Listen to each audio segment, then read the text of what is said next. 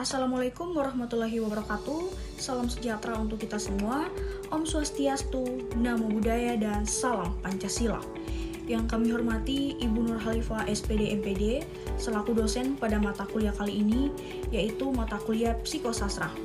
Baik, perkenalkan kami dari kelompok 5. Di sini kami akan memberikan video penjelasan terkait dengan materi kelompok kami, yaitu konsep dinamika kepribadian yang meliputi naluri, macam-macam naluri, naluri kematian dan keinginan mati, kecemasan, dan contoh analisis karya sastranya. Nah, untuk tahu lebih lanjut dan lebih jelas, selengkapnya teman-teman nonton dan simak terus video penjelasan kali ini, karena di video ini kami akan memberikan penjelasannya. Berikut, ini dia video penjelasannya. Apa sih itu naluri? Naluri merupakan insting manusia yang merupakan pemberian Tuhan yang dibawa sejak lahir. Naluri artinya pembawaan alami yang tidak disadari atau tidak perlu dipelajari, sebab memang sudah bawaan atau asalnya dari pencipta, yang mendorong kita untuk berbuat sesuatu dan ada di semua jenis makhluk hidup, baik itu hewan maupun manusia. Umumnya kata insting ini dipergunakan untuk menunjuk sesuatu berupa pembawaan khas suatu makhluk hidup, atau berupa kasih sayang induk pada anaknya. Cara berperilaku, berpikir, merasakan yang tidak pernah dipelajari sebelumnya, keinginan atau kecenderungan alami yang membuat ingin bertindak dengan cara tertentu. Naluri perasaan adalah rasa takut, kemarahan, serta kemampuan untuk merasakan perasaan orang lain. Lari atau melawan adalah tindakan cepat manusia saat berada dalam bahaya, meski ia tidak memikirkannya. Memikirkan gagasan dan memecahkan masalah adalah naluri kecerdasan manusia. Nah, ada beberapa contoh naluri manusia, yaitu yang pertama ada naluri bertahan hidup. Manusia secara naluri memiliki dorongan untuk bertahan hidup. Misalnya ketika kita merasa lapar, kita secara naluri mencari makanan untuk memenuhi kebutuhan nutrisi tubuh kita. Yang kedua adalah naluri reproduksi. Manusia memiliki naluri untuk berkembang biak dan melanjutkan keturunannya. Ini termasuk dorongan untuk mencari pasangan, merawat anak, dan mempertahankan hubungan intim. Yang ketiga adalah naluri sosial. Manusia memiliki naluri untuk bersosialisasi dan berinteraksi dengan orang lain. Kita merasa nyaman berada dalam kelompok atau komunitas. Dan kita secara naluri merasa senang ketika kita dapat terhubung dengan orang lain. Yang keempat adalah naluri melindungi diri. Manusia memiliki naluri untuk melindungi dirinya dari bahaya ataupun ancaman. Misalnya ketika kita melihat atau mendengar suatu ancaman, kita secara naluri merasa takut dan bereaksi dengan meningkatkan kewaspadaan atau berusaha melarikan diri. Yang kelima, naluri empati. Manusia memiliki naluri untuk merasakan empati terhadap orang lain. Ketika kita melihat seseorang yang menderita atau sedih, kita secara naluri merasakan kepedulian dan ingin membantu mereka. Yang keenam adalah naluri penjelajahan. Manusia memiliki naluri penjelajahan dan keingintahuan terhadap dunia di sekitar kita. Naluri ini mendorong kita untuk mencari pengalaman baru, mengeksplor di dunia lain, dan memperluas pengetahuan kita. Yang ketujuh, naluri kreativitas. Manusia memiliki naluri ini untuk mengekspresikan diri.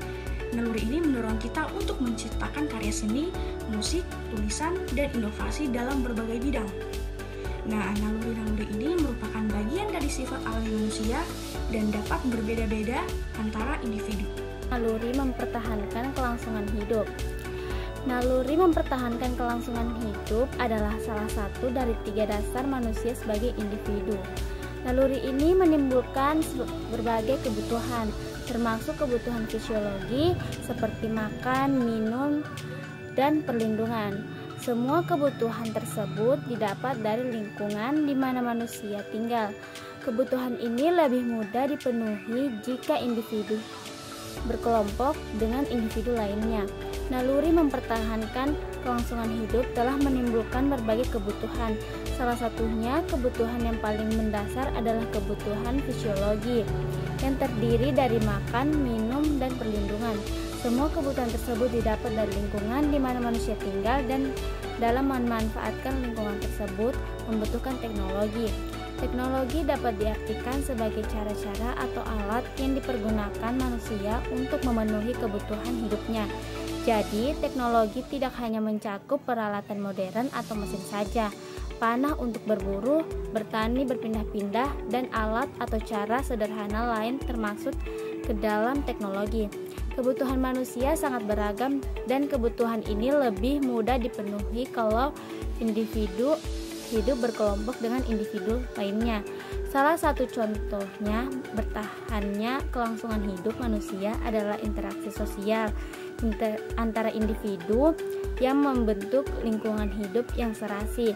Manusia membentukkan lingkungan hidup sosial yang serasi untuk kelangsungan hidup, dan kerjasama antar manusia dilakukan untuk membuat dan melaksanakan aturan-aturan yang disepakati bersama sebagai mekanisme pengendalian perilaku sosial.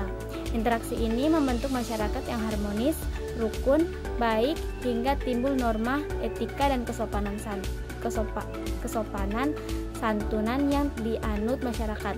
Contohnya ketika seseorang individu mengalami kesulitan atau krisis, mereka dapat memperoleh bantuan dan dukungan dari kelompok sosial yang mereka miliki.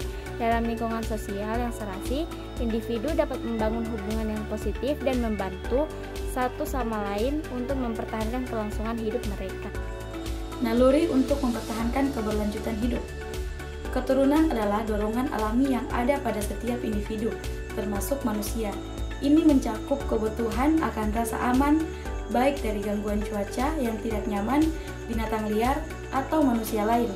Pakaian yang dibuat dari berbagai jenis bahan dan model disesuaikan dengan kondisi cuaca sebagai salah satu bentuk perlindungan diri. Manusia memiliki naluri untuk mengembangkan dan melestarikan keturunannya, baik itu dari kalangan orang kaya maupun miskin, para raja maupun rakyat biasa, bahkan para nabi dan rasul pun mendambakan seorang anak. Ini menunjukkan bahwa naluri ini bukan hanya tentang mempertahankan hidup keturunan secara fisik, tetapi juga tentang memastikan bahwa mereka tumbuh dan berkembang dengan baik. Naluri ingin tahu dan mencari kepuasan adalah bagian penting dari sifat manusia. Setiap individu memiliki naluri untuk ingin tahu tentang lingkungannya, baik itu lingkungan alam maupun itu lingkungan manusia lainnya, dan mencari kepuasan. Naluri ini tidak hanya berkaitan dengan kebutuhan biologis, tetapi juga dengan pengembangan pribadi dan pemenuhan kebutuhan spiritual. Ilmu pengetahuan, teknologi, dan kemampuan belajar dari orang lain turut mempengaruhi pemenuhan naluri ini. Rasa ingin tahu juga dikaitkan dengan keinginan untuk bertahan hidup dan perkembangan pribadi. Naluri ini mendorong manusia untuk menjelajahi lingkungannya, belajar, dan mengembangkan pengetahuan. Meskipun rasa ingin tahu dapat memiliki konsekuensi seperti kegagalan dalam eksplorasi, namun tetap menjadi dorongan yang kuat dalam perkembangan manusia.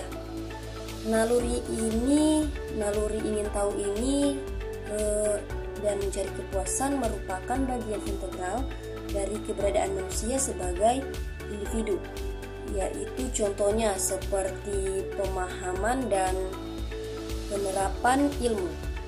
Manusia yang menggunakan ilmu pengetahuan untuk memenuhi kebutuhan dan kebutuhan spiritual mereka, seperti pengembangan teknologi dan inovasi, merupakan contoh dari ingin tahu dan mencari kepuasan. Naluri kematian dan keinginan mati. Jadi naluri kematian itu adalah kebutuhan mendasar seseorang untuk mati. Konsep ini juga biasa disebut dengan thanatos. Naluri kematian ini mewakili keinginan untuk melepaskan kesulitan hidup dan kembali ke ketenangan dan keheningan kematian.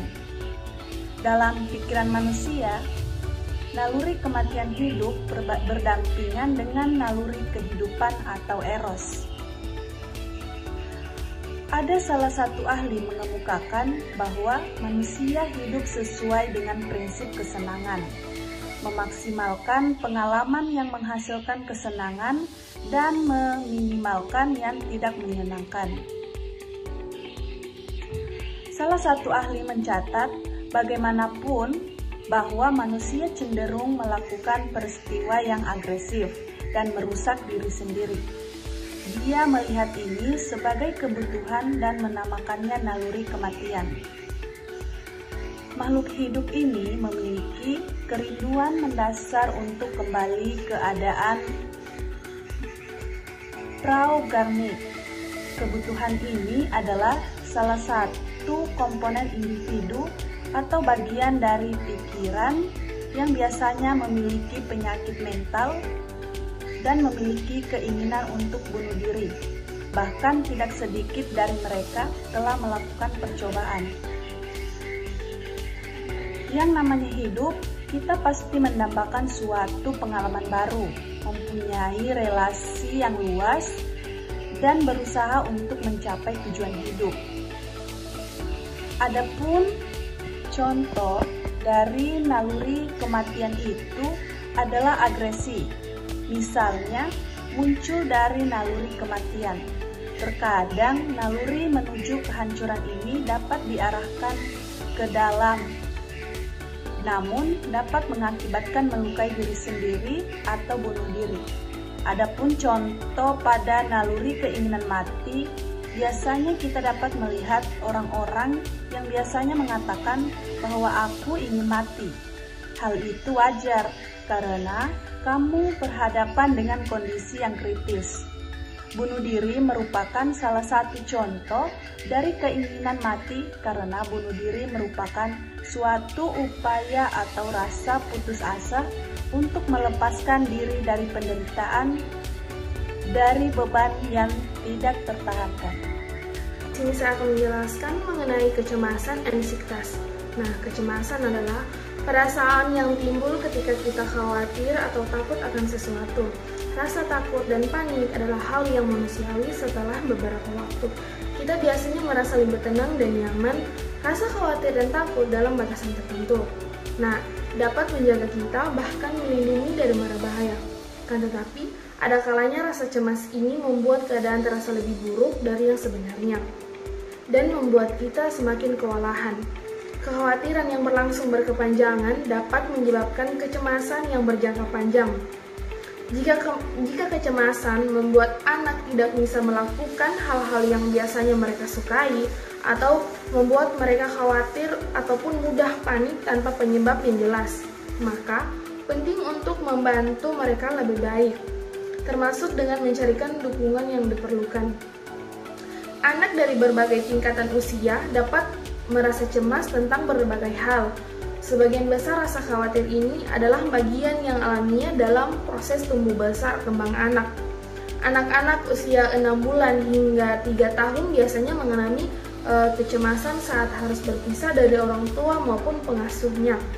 Rasa takut dan khawatir yang wajar ini tidak juga akan hilang atau mulai mengganggu kehidupan sekolah, di rumah, ataupun kegiatan bermain anak. Bisa jadi tandanya anak membutuhkan dukungan dari tenaga profesional di bidang kesehatan mental. Ingat, hanya dokter atau tenaga profesional kesehatan mental lainnya yang dapat mendiagnosis suatu kondisi kesehatan mental. Jadi tak perlu ragu meminta saran dari dokter jika Anda mengkhawatirkan keadaan anak. Nah, kemudian saya akan memberikan 2 contoh kecemasan dalam berkehidupan sehari-hari. Nah, di sini saya akan menjelaskan sedikit mengenai contoh yang akan saya berikan. Nah, yang pertama, kecemasan sosial. Ketika seseorang merasa cemas atau khawatir saat berinteraksi dengan orang lain, misalnya di acara sosial atau saat harus berbicara di depan umum, kecemasan sosial ini dapat mempengaruhi kepercayaan diri seseorang dan membuat mereka merasa tidak nyaman dalam situasi-situasi tertentu. Yang kedua, Kecemasan sesuatu yang belum terjadi sudah dipikirkan, biasanya merujuk kepada kecenderungan seseorang untuk secara berlebihan merenungkan kemungkinan-kemungkinan buruk atau skenario negatif yang belum akan terjadi. Ini dapat mempengaruhi pada perasaan khawatir yang konstan dan stres yang berlebihan terkait dengan masa depan. Orang yang mengalami hal ini mungkin merasa sulit untuk menikmati kehidupannya karena terlalu fokus pada kemungkinan-kemungkinan buruk yang belum nyata akan terjadi. Kecemasan semacam ini dapat mengganggu kesejahteraan mental, emosional seseorang, serta mempengaruhi kualitas hidup secara keseluruhan. Dalam kasus kondisi ini dapat berkembang menjadi gangguan kecemasan yang memerlukan perhatian dan butuh bantuan profesional. Menjelaskan analisis karya sastra. Langsung saja, penelitian ini bertujuan untuk mendeskripsikan dinamika kepribadian tokoh Billy dalam novel Billy karya Daniel Keyes. Nah, penelitian terhadap novel dilakukan dengan menggunakan aspek psikologi sastra, karena tujuan psikologi sastra adalah memahami aspek-aspek kejiwaan yang terkandung dalam suatu karya sastra. Penelitian ini merupakan jenis penelitian kualitatif yang bersifat deskriptif. Pengumpulan data dilakukan dengan menggunakan studi pustaka dan dokumentasi. Metode analisis dalam penelitian ini menggunakan teori psikoanalisis Sigmund Freud, yaitu bagian dinamika kepribadian. Analisis data dalam penelitian ini menggunakan pendekatan deskriptif kualitatif, yaitu menganalisis data menggunakan kata-kata, kalimat yang menjelaskan tentang kepribadian tokoh. Deskriptif kualitatif terkait dengan kepribadian yang mengacu pada pendekatan psikologi Sigmund Freud yang membagi kepribadian menjadi 3, yaitu yang pertama naluri, yang kedua kecemasan, dan yang ketiga yaitu mekanisme pertahanan. Hasil penelitian menunjukkan bahwa terdapat dinamika kepribadian dalam novel Billy, yaitu yang pertama naluri, yang terdiri dari naluri hidup, terdapat keinginan untuk makan dan libido, dan naluri mati, terdapat keinginan untuk mati dan ingin menyerang orang lain.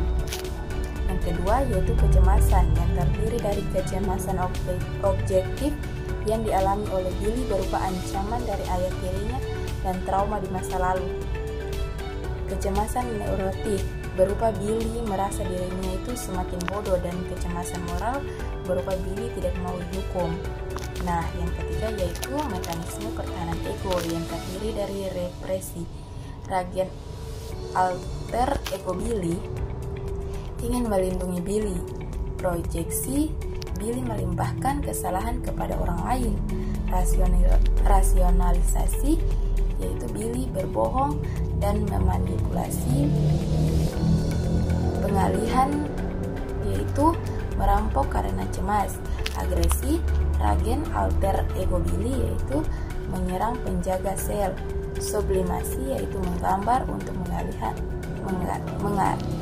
kecemasannya, dan regresi yaitu mencoba menarik perhatian gurunya. Sekian materi yang dapat kami sampaikan. Semoga materi ini bermanfaat untuk teman-teman semua. Terima kasih.